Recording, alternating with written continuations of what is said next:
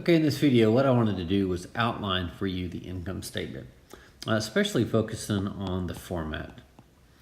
So remember, as before, we talked about in the income statement that that it's got a format to it, and the first format would usually be identified as a revenue. So revenue is usually made up of sales, and I'm going to follow an example for an annual crop business. And so we're going to act like we are a crop business here, and we're doing an annual profit and loss. So things that you might have here from our business would be, of course, crop sales.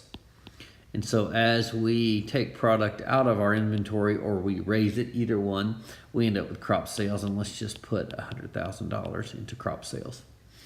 Now, we may also have other things like a government program income that comes into us, and let's say that that is $250,000 a year. We'll keep our numbers easy as we can.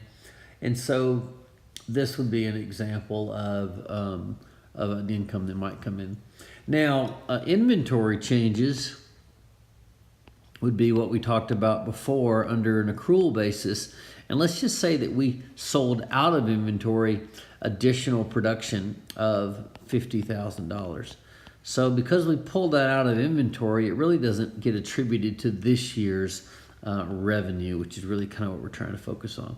So if you pull that inventory out, then you've already accounted for it last year as a plus inventory. So inventory changes would be there. And so what do you get when you get this summary at the bottom? We're going to go with this revenue term. So I'm going to say total revenue. And in this case, you've got, let's see, 100 and 350 minus the 50. So really you end up with this year having 300,000 in total revenue.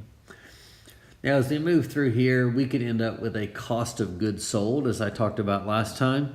But in our farming operation, we're going to just go straight to expenses.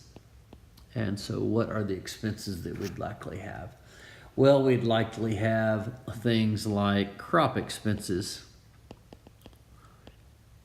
And I'm skipping this concept that we already talked about before of gross margin, or we'll talk more about that later. But crop expenses, let's say that those are $20,000 in direct crop expenses. And we could have a whole host of other things like fuel and repairs. Let's just put one in there like repairs. We could have several things in here. Let's say repairs is another $20,000. We could have rent. So you would have a whole host of these. Let's say it's $20,000. Keep it simple here in my math. So as we go through, we may have several other expenses. Inventory changes, again, might represent that we not only had expenses here, but we had, let's say seed inventory. And seed inventory went down by, let's say, another $5,000. So that would be additional seed that must have been used in this year. We could have another inventory that would be very common, like fertilizer, for another $5,000. So this is how we add in these accrual expenses. And so they are adjustments that we are going to make. Now, one expense I hadn't talked about that I need to is called depreciation. So depreciation is going to be something we'll also talk about later. Depreciation is going to be an expense, and I'm going to put $10,000 on it. Now, what is that? Let's talk about that when we come back and review. So let's keep going. So depreciation expense is what that's called. All right, so as we move through here, we're going to end up down here at the bottom, usually a line that summarizes what we would call total expenses. And these total expenses are going to be 20, 40, 60, and that's 70 and 80,000 in total expenses. All right, so next thing that we're going to get to is, again, another example we talked about before, but it's going to be gain or loss on extraordinary items. Now, this is going to be most of the time, it's going to be a gain on capital sales.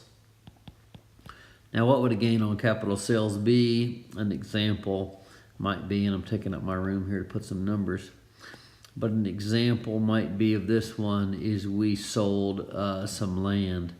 Now, that's not something normally we do, but if we do sell some land and we make, let's say, $100,000 on that land, then when it comes down here to our overall net income that we're trying to get to, the bottom line, sometimes it's called.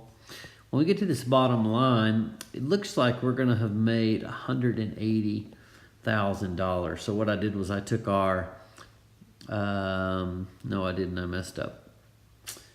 So we actually have here some profit I wasn't considering. So we had 300,000 in profit, so we had 80,000 expenses. So it looks like right now we've made about 220,000.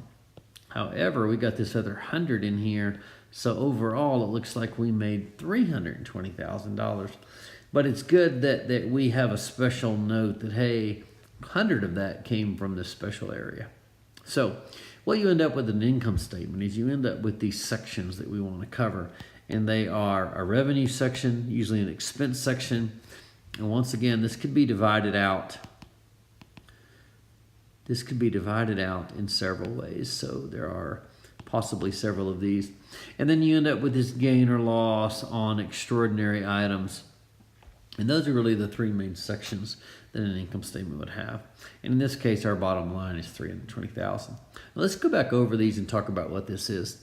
So each one of those, like for example, sales, that is just sales, and that is good. Inventory adjustment is kind of a question. So in this case, we sold off inventory produced last year. So we're trying to do an adjustment to balance to the year. I shouldn't say the word balance, but we're trying to connect to the year. So let's get rid of that idea of balance. That's really not what we're trying to do. We're not trying to balance.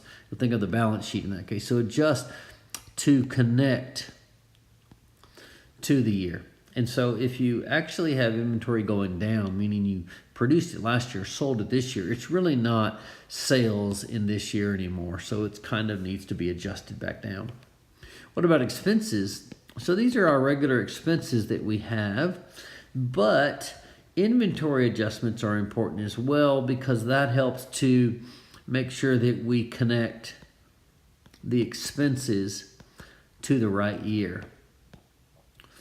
So in this case, we had items that were bought last year, but they've left inventory and they were used in this year. So we want to make sure we add those into this year. So at the very bottom line, you get our next area you get is extraordinary items, which I went over on selling land. So the idea of an income statement is three areas that you have to make sure get covered. And that's 1, revenue, 2, expenses, and 3, gain or loss on extraordinary items, which in this case is a gain on capital sales. It could be other things as well. Maybe insurance payments or other things that are special for the year.